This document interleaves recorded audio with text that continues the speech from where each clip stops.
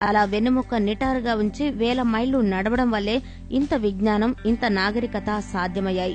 ఇదంతా సైన్స్ చెబుతోన్న సత్యమే. అయితే ఇప్పుడు ఆధునిక మానవుడు తనని ఈ స్థితికి తీసుకొచ్చి మిగతా జంతువుల కంటే భిన్నంగా నిలిపిన వాకింగ్ నే నిర్లక్ష్యం చేస్తున్నాడు. కింగ్ లా ఫీల్ అయి వాకింగ్ చేయకుండా రోగాలు, బద్ధకం కొని తెచ్చుకుంటున్నాడు. ఏ వ్యాయామం చేయని వారైనా చిన్న చిన్న పనులకి నడుస్తూ వెళితే బోలెడు లాభం అంటున్నారు డాక్టర్స్. ఇక రోజు 5 నిమిషాల మొదలు గంట వరకు ఎంతసేపు నడక కొనసాగించినా లాభాలే లాభాలు. అవేంటో చూసేద్దామా? ఎంత చిన్నపాటి వాకింగ్ కోసమైనా మీరు ఒక్కసారి అలా కాలు తీసి బయట పెడితే ఒంట్లో కెమికల్స్ రిలీజ్ అవుతాయి. వాటి వల్ల నడవడానికి శక్తి విడుదలవుతుంది. ఇక నడక మొదలు పెట్టగానే గుండె కొట్టుకునే వేగం 70 నుంచి 100 వరకు పెరుగుతుంది. ఇది హార్ట్ 70 నుంచి 100 బీట్స్ పర్ మినిట్ అవ్వగానే శరీరంలోని కండరాలు వేడెక్కుతాయి. రక్త ప్రసరణ వేగం పుంజుకుంటుంది. నడుస్తుంటే మన కీళ్లలో ఒక విధమైన ద్రవం విడుదలవుతుంది. దానివల్ల మనం ఈజీగా నడవగలుగుతాం. ఈ విధంగా శరీరంలోని బిగుతుతనం పోయి ఫిట్నెస్ వస్తుంది నడవడం వల్ల. ఇదే సమయంలో మీ ఒంట్లో నిమిషానికి 5 క్యాలరీలు ఖర్చవడం మొదలవుతుంది. ఫ్యాట్స్, కార్బోహైడ్రేట్స్ బర్న్ అవుతాయి. 5 నిమిషాలు నడిచాక 6వ నిమిషం నుంచి 10 నిమిషాల వరకు వాకింగ్ చేసేవారి హార్ట్ బీట్ మరోసారి పెరుగుతుంది. నిమిషానికి 100 నుంచి 140 సార్ల దాకా గుండె కొట్టుకోవడం జరుగుతుంది. అలాగే నిమిషానికి 6 క్యాలరీలు కరుగుతాయి శరీరంలో. మన శరీరంలో ఇదే సమయంలో జరిగే మరో మార్పు బ్లడ్ ప్రెషర్ పెరగడం. రక్తం కదిలే వేగం పెరగడంతో ఒంట్లో మరిన్ని కెమికల్స్ విడుదలవుతాయి. వీటి ఫలితంగా రక్తనాళాలు సాగుతాయి. ఎక్కువ రక్తం కండరాలకు అందుతుంది. ప్రతిరోజు వాకింగ్ వల్ల రక్తనాళాలు సాగుతూ ఉంటే కొన్నాళ్లకి శరీరం పూర్తి ఆరోగ్య స్థితికి చేరుకుంటుంది. శరీరంలోని అన్ని అంగాలకి రక్తం, ఆక్సిజన్ తగినంతగా చేరుకుంటూ ఉంటాయి. ముఖ్యంగా గుండెకి వచ్చే పోయే రక్త ప్రసారణ మార్గాలు ఆరోగ్యకర స్థితికి వచ్చేస్తాయి. దీనివల్ల హృదయ సంబంధమైన ప్రమాదాలు తప్పుతాయి.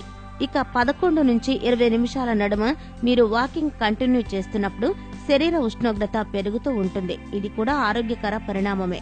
ఎందుకంటే శరీర ఉష్ణోగ్రత పెరగడం వల్ల చర్మం దగ్గర ఉన్న రక్తనాళాలు ఉబ్బటం జరుగుతుంది. వాటిలోంచి వేడి విడుదలవుతుంది. చెమటలు పోస్తాయి. చెమటలతో పాటు అనేక మలినాలు బయటికి పోతాయి. మరోవైపు నడక కొనసాగిన కొద్దీ మన శ్వాస మరింత దీర్ఘంగా మారుతుంది. బయట నుంచి కొత్త స్వచ్ఛమైన గాలి ఊపిరితిత్తుల్లోకి చేరుకుంటుంది. నిమిషానికి 7 క్యాలరీల శక్తి వినియోగం జరుగుతుంది.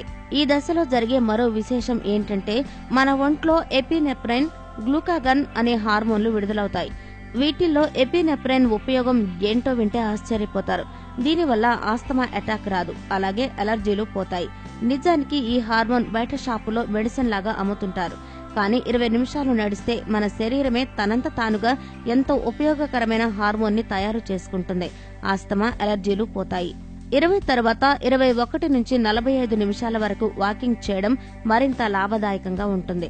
ఈ సమయంలో శరీరం మరింత అధికంగా టెన్షన్ తగ్గించుకుంటుంది. ఏదో తెలియని ప్రశాంతత ఆవరిస్తుంది. దీనికి కారణం మెదడులో ఎండార్ఫిన్స్ విడుదల కావడమే. ఇదే స్థితిలో చాలా మంది అధిక బరువుకి కారణమైన ఇన్సులిన్ నియంత్రణలోకి కూడా వస్తుంది. ఇన్సులిన్ స్థాయి పడిపోతే ఒంట్లోని కొవ్వు కరగడం వేగవంతమవుతుంది. అంటే అధిక బరువు తగ్గుముఖం పడుతుందన్నమాట. మరోవైపు ఇన్సులిన్ లెవెల్ కంట్రోల్ అవడం షుగర్ వ్యాధిగ్రస్తులకి మంచిదని ప్రత్యేకంగా చెప్పాలా?